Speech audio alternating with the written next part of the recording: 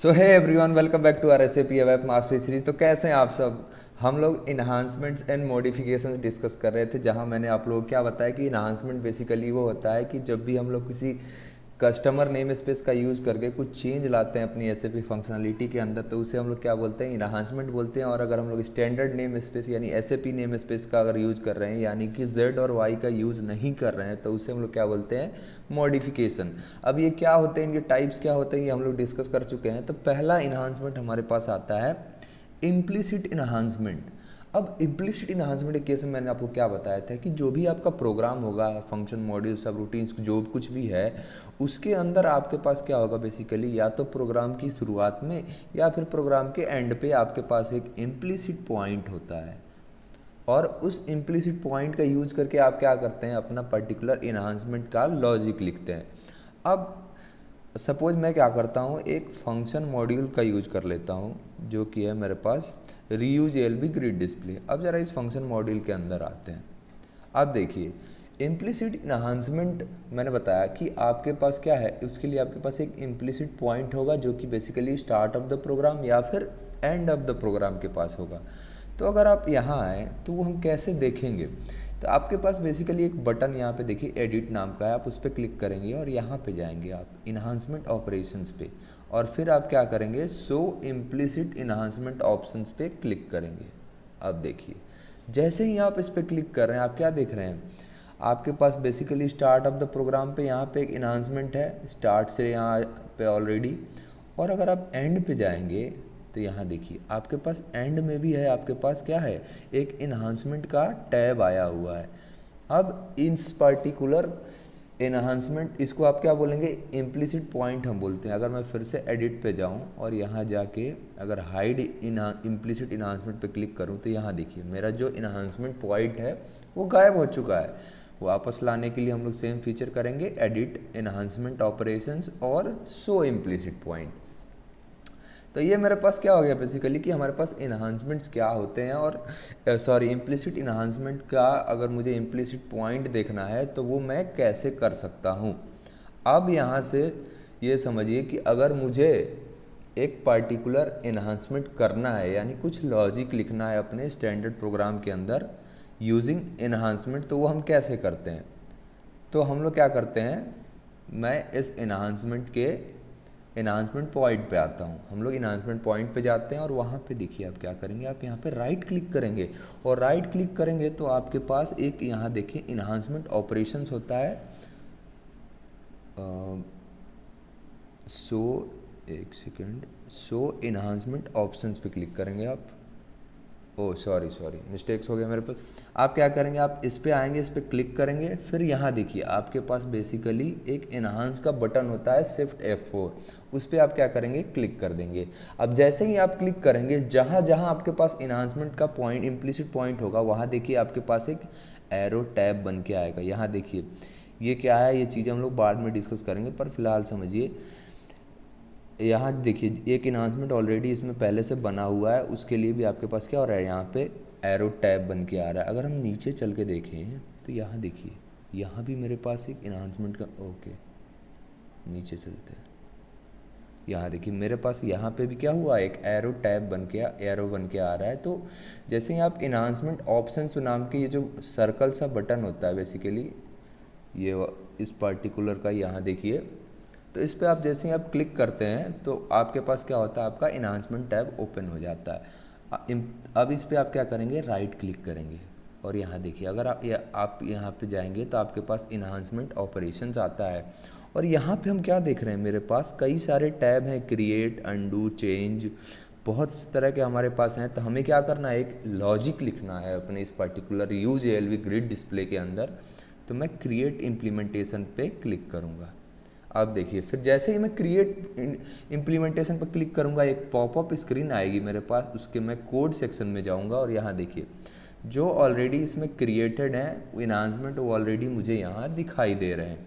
अब मुझे कुछ नया क्रिएट करना है, तो मैं यहाँ क्या करूँगा, क्रिएट बटन पे क्लिक कर दूँगा। फिर आपके पास क्या होगा, एक पॉपअप स्क्रीन आएगी जहाँ पे आप अपना इन्हांसमेंट का नेम देंगे। तो मैं इस बार अगेन ग्रिड डिस्प्ले 1 दे देता हूँ, और यहाँ पे मैं क्या करता हूँ, एक शॉर्ट टेक्स्ट लिख देता हूँ, implicit enhancement, implicit enhancement perfect है। और मैं इस ओके बटन पे क्लिक कर दूंगा। यहाँ से आपके पास जो भी पैकेज है आप लोकली भी क्रिएट कर सकते हैं, मैं प्रीफर अपने पैकेज में ही करता हूँ, तो मैं ये क्रिएट कर दिया। और मैं क्या करूँगा, इस ओके बटन पे क्लिक करूँगा। अब देखिए जैसे ही मैं इस ओके बटन पे क्लिक करूँगा, मेरे पास यहाँ देखिए मेरा ग्रिड डिस्प्ले 1 का क्या हुआ, लॉजिक लिखने का बन के आ गया। और यहाँ पे आप क्या कर सकते हैं, आप अपनी लॉजिक लिख सकते हैं, जो कुछ भी आप लिखना चाहते हैं। तो बेसिकली मैं ये डेमो पर्पज़ के लिए कर रहा हूँ, कुछ एक रियल रिक्वायरमेंट नहीं है, बस आप लोगों को समझाने के लिए। तो मैं नहीं चाहूँगा कि कोई और यूज़र को ये इम्पेक्ट करे, तो उसके लिए मैं क्या कर दूँगा, यहाँ पे पहले इफ़ कंडीशन में दे दूँगा कि if sy u name is equal to अपना यूज़र आईडी दे देता हूँ कि सिर्फ मैं ही, मेरे ही सिस्टम को ये इम्पेक्ट करे और किसी को इम्पेक्ट ना करे। इंडिफ लगा दिए तो क्या होगा, ये सिर्फ मेरे सिस्टम को इम्पेक्ट करेगा। और यहाँ आके हम लोग क्या कर देंगे, अपना लॉजिक लिख लेंगे, राइट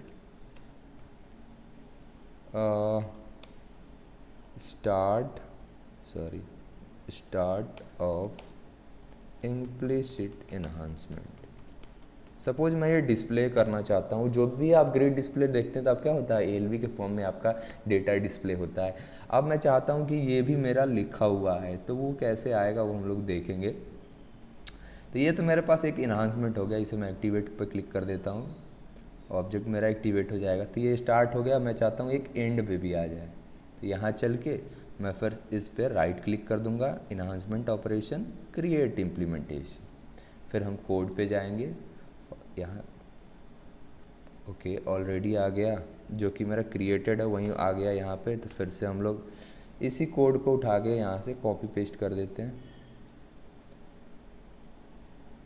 देखते हैं क्या होता है। इसे मैंने किया कॉपी और यहाँ आता हूँ, मैंने कर दिया पेस्ट और इसे लिख देते हैं एंड ऑफ इम्प्लिसिट एनहांसमेंट। अब इसे कर देते हैं एक्टिवेट। परफेक्ट है, मेरा इन्हांसमेंट इम्प्लीमेंट, मैंने लॉजिक सारा लिख दिया है। अब देखिए मैं एक प्रोग्राम में चलता हूँ जहाँ पे मैंने रीयूज एलवी ग्रिड डिस्प्ले का यूज़ किया है। यहाँ आते हैं, मेरे पास ये एक प्रोग्राम है जो कि मैंने सेल्स ऑर्डर के डेटा को डिस्प्ले के लिए लिखा था, बेसिकली VBA के और VBAP टेबल से फाइनल एक स्ट्रक्चर हमने बनाया था। और फिर मैंने क्या किया था, यहाँ लॉजिक के थ्रू डेटा मैंने फाइनल स्ट्रक्चर में क्रिएट किया था, फाइनल स्ट्रक्चर में स्टोर किया था और फिर उसे अपेंड कर दिया था फाइनल के इंटरनल टेबल में। और यहाँ पे मैंने फिर फील्ड कैटलॉग क्रिएट करके ग्रिड डिस्प्ले का यूज़ करके डेटा को डिस्प्ले कर लिया है। अब ज़रा इसको एग्जीक्यूट करते हैं। सपोज मैं 1 to 20 इनपुट देता हूँ और मैं एग्जीक्यूट बटन पे क्लिक करता हूँ, तो यहाँ देखिए मेरे पास क्या होगा, मेरा डेटा डिस्प्ले हो रहा है। अब मैं ज़रा बैक बटन पे क्लिक करता हूँ, तो यहाँ देखिए स्टार्ट ऑफ इम्प्लिसिट इन्हांसमेंट और एंड ऑफ इम्प्लिसिट इन्हांसमेंट, मैंने जो शुरुआत में लिखा है वो यहाँ पे डिस्प्ले हो रहा है और फिर लास्ट वाला इन्हांसमेंट मेरा डिस्प्ले हो रहा है। तो इस तरह आप क्या कर सकते हैं, इम्प्लिसिट इन्हांसमेंट का यूज़ करके अपने स्टैंडर्ड प्रोग्राम के अंदर यूजिंग कस्टम नेम स्पेस, यानी Z और Y से मैंने एक अपना कस्टम इन्हांसमेंट क्रिएट किया और उसके अंदर क्या किया, अपना लॉजिक लिखा है।